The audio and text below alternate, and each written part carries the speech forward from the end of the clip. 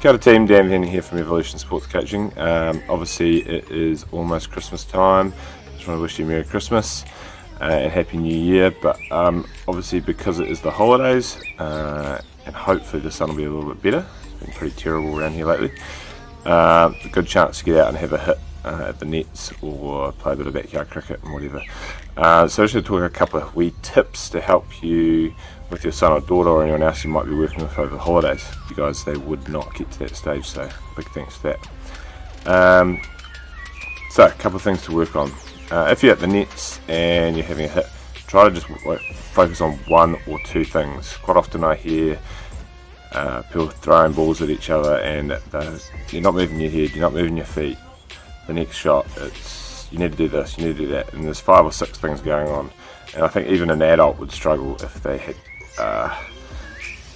that many things they have to think about. So if you go down to the net, say, okay, son, daughter, Johnny, whatever your name is, what do you want to work on today, mate?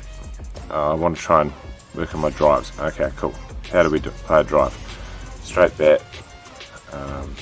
getting forward, weight towards the ball. Choose one of those things, okay, and then just give them feedback on those things. So there's not too much to think about, and they actually get some focus. Otherwise, they just get confused. Number two, progressions. So just make sure you get your progressions right. So most people just go down the nets and just throw balls at each other or bowl at each other. But my advice would be try to get the progression at the right level. So if they're struggling with throwdowns, go back a step. So go to drop drives, go to underarm throwdowns, go to a slower throwdown. If they're really young, go to hitting off a cone. But just change it so it's a little bit easier, so they get the technique and they get better, and then build up the progressions from there. That way they will get more confident, they'll get more time on task, and they'll actually hit the ball well, and you can just slowly progress them rather than just throwing balls at them and they're struggling. Especially if you're an adult and your kid's a 7-year-old, throwing a ball full pace or from your height is completely unrealistic to another 7-year-old bowling at them. So trying to get that level is quite difficult, but if you can work on that makes a big difference. I like to think of if they're hitting the ball 70% of the time well, that's about right, because it's not too hard, but it's not too easy. If they're hitting them all too easy, make it harder. If they're not hitting any of them right, then drop it back. Number 3, feedback. So feedback will make a difference. So when you go to the nets, I often hear parents working with their kids next door in the net next to me, and I don't think they even notice it, but every time they hit a ball, they're talking about, I'll do this, you need to do that, you did that wrong. And even though they're probably not thinking they're being negative, the kid at the other end's thinking, I'm doing this wrong, it's critiquing. So if you can try to work on some sort of 3 to 1, or I think ideally 7 to 1's the best, but that's pretty tough.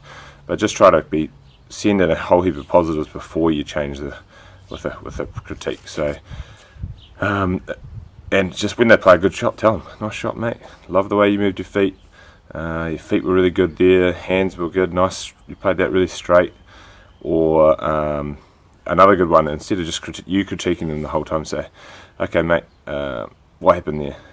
And they'll say, I didn't get my head over the ball. Nice, good. And it's not, they don't feel like they're being critiqued because they're critiquing themselves, and that way they're going to get out of the net, and they're not going to feel like they've just been told they're not doing things right, even though it's probably not what you're trying to do to them. Often I think that's what happens. So just trying to be really positive. When you see them play a nice shot, say, I love the way you move your feet, but maybe you need to do this, or just trying to put a spin on it so that they get lots of confidence and really enjoy their net. And of course, I think the last and most important thing is just to have some fun. So I try to make them purposeful. Like for instance, if you're doing driving and you want them to hit the ball straight, set up some zones and say, okay, I want you to hit, if you hit the back net, that's worth 10 points. If you hit the sides past this point, it's only worth 5, and if it hits the sides here, it's only worth 2.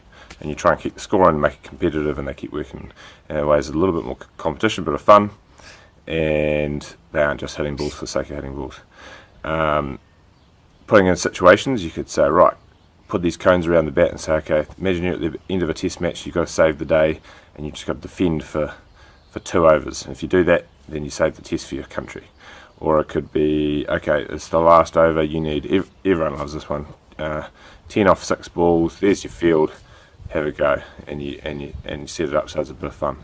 I always try to end the sessions that way, just so they make sure they having a good time and finish with some on a high. Could be even just some ball striking, so who can hit the ball the furthest, and just something fun like that. So yeah, hopefully you get a chance to go down to the nets. Hopefully if you do, maybe just try to think of those 4 things, and just try to make it as fun as possible so that you enjoy it and so does your son or daughter, because I have seen a few nets where it's gets a bit negative at the end, and then I want to go home, Dad, and yeah, it's not always the best ending. So could be some. It's definitely the toughest job is coaching your own son or daughter, and you're always harder on them than you are with others. And I think kids are always harder on their parents than they are with a normal coach. It's easier for me because they don't know me that well, or if they do, they don't see me all the time. So it's